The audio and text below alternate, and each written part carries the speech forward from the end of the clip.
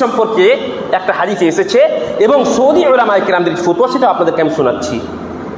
যেমনভাবে নবী সাল্লাল্লাহু আলাইহি সাল্লাম বলেছিলেন যে শুধুমাত্র সুমু আশুরা, আশুরা তোমরা রোজা রাখো, ওয়া খালিফুল ইয়াহুদ, ইয়াহুদীদের মুখালাফত করো, তাদের বিরোধিতা করো। এর মানে হচ্ছে যে ইয়াহুদীরা যেহেতু শুধুমাত্র একদিন রোজা রাখতো, তো তোমরা একদিন রোজা রাখিও না। আমি যদি লাইন বাকিতুল কাদিম, আমি যদি আগামী বছর জীবিত থাকি, লাসুমান্না তাসি', তো আমি ইহুদিদের বিরোধিতা করে 9 তারিখও আমি রোজা রাখব। সুতরাং আমাদেরকে 9 তারিখ এবং 10 তারিখ এই 2 দিন রোজা রাখা, এটাই হচ্ছে উত্তম। কিছু একটা কল আছে যেটা 11 তারিখের কথা আছে, কিন্তু সেটা দুর্বল কল ওটা। তাহলে আমাদেরকে শুধুমাত্র 9 তারিখ এবং 10 তারিখে রোজা রাখতে হবে। উলামায়ে কেরামরা এটাও বলেছেন যে যেহেতু নবী সাল্লাল্লাহু আলাইহি ওয়াসাল্লাম একটাই রোজা রেখেছিলেন, উনি দুটা রোজা রাখার কথা ইচ্ছা প্রকাশ করেছিলেন, কিন্তু 2টা রোজা রাখতে পারেননি, যেহেতু সামনে বছর উনি ছিলেন না। তো কেউ যদি একটা রোজাও রাখে, কোনো কারণে হয়তো 9 তারিখে রাখতে পারলো না, তার জন্য আপনি মনে করবেন যে আপনি মনে করেন অসুস্থ হয়ে গেছিলেন, তার জন্য আপনি 9 তারিখে রোজা রাখতে পারলেন না। তো আপনি বলবেন যে তাহলে আমি 10 তারিখে রোজা রেখে আর কি করব, 10 তারিখে রোজা রাখবো না। না, এটা করতে হবে না। আপনি যদি কোনো কারণে 9 তারিখে রোজা নাও রাখতে পারেন, তবে আপনি 10 তারিখের রোজা রাখেন। আপনি ইনশাআল্লাহ তাআলা হাদিসের মধ্যে যেটা বলা হয়েছে যে আহতাসিবু আলাল্লাহ আন ইউকাফিরা আস-সানাহ আল্লাতী ক্বাবলাহু, আমি আল্লাহর কাছে আশাবাদী যে কোনো মানুষ যদি এই আশুরার রোজা রাখে, তাহলে আল্লাহ রাব্বুল আলামিন তার 1 বছরের সগীরা গুনাহ ক্ষমা করে দিবেন। সুতরাং আমরা চেষ্টা করব এই দিনে আমরা 2টো রোজা, মানে 9 তারিখ এবং 10 তারিখ, মানে শনিবার এবং রবিবার আমরা রোজা রাখবো ইনশাআল্লাহ। কোনো মানুষ যদি একান্ত কোনো কারণে 9 তারিখে নাও রাখতে পারে, তো 10 তারিখের অবশ্যই আপনারা রাখার চেষ্টা করবেন।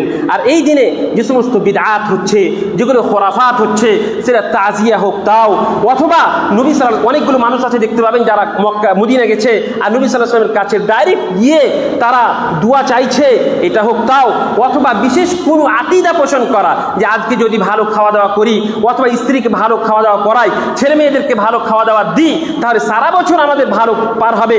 অথবা বিশেষ কিছু পাকওয়ান যদি পাকানো হয়, তৈরি করা হয়, তাহলে এগুলো হচ্ছে সমস্ত বিদআত।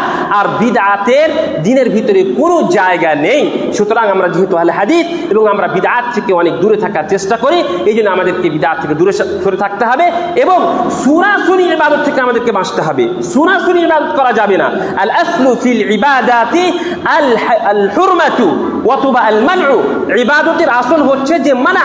আপনি অতক্ষণ পর্যন্ত ইবাদত করতে পাবেন না, মানে আল্লাহর সন্তুষ্টির জন্য কোনো কাজ করতে পাবেন না, যতক্ষণ পর্যন্ত সেই ইবাদতটা, সেই কাজটা নবী সাল্লাল্লাহু আলাইহি ওয়াসাল্লাম করেছেন অথবা আল্লাহ রাসূল সাল্লাল্লাহু আলাইহি ওয়াসাল্লাম করতে বলেছেন, সেটাই হচ্ছে ইবাদত। সুতরাং আমাদেরকে সুনাসুনি কাজ করা থেকে বাঁচতে হবে। দেখা দেখি যে অমুক মানুষ এই কাজটা করছে, তার জন্য আমাদেরকে এই কাজ করতে হবে, এটা থেকে আমাদেরকে বাঁচতে হবে। আর একটা কথা বলে আমি আমার নিজের বক্তব্য শেষ করব ইনশাআল্লাহ। সেটা হচ্ছে আল্লাহ রাব্বুল আলামিন অত্যন্ত রহমান, অত্যন্ত দয়াবান, যার জন্য দেখেন এই হজের সময় নেকির সময়টা পার হলো, নেকির সময় পার হলো, আবার একটা বিশাল বড় নেকির সময় আমাদেরকে দিয়েছেন। এইভাবে বিভিন্ন মাসে বিভিন্ন দিনে আল্লাহ রাব্বুল আলামিন আমাদেরকে ইবাদত করার সুযোগ প্রদান করে থাকেন। এটা বিশেষ করে আল্লাহ রাব্বুল আলামিনের রহমতের কারণে। সুতরাং আমরা এই রহমতকে নিব এবং এই যে দিনগুলোতে নবী সাল্লাল্লাহু আলাইহি ওয়াসাল্লাম যেভাবে ইবাদত করেছিলেন সেভাবে আমরা ইবাদত করব।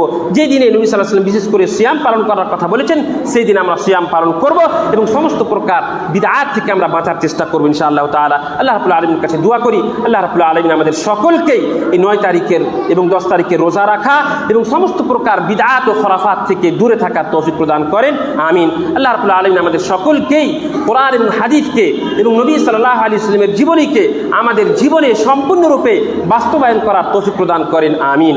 এবং আমরা যেন যে রাওয়াফিদরা রয়েছে, নওয়াসিব রয়েছে, যারা সাহাবায়ে কিরামদেরকে গালি দেয়, তাদের থেকে যেন আমরা বেঁচে থাকতে পারি।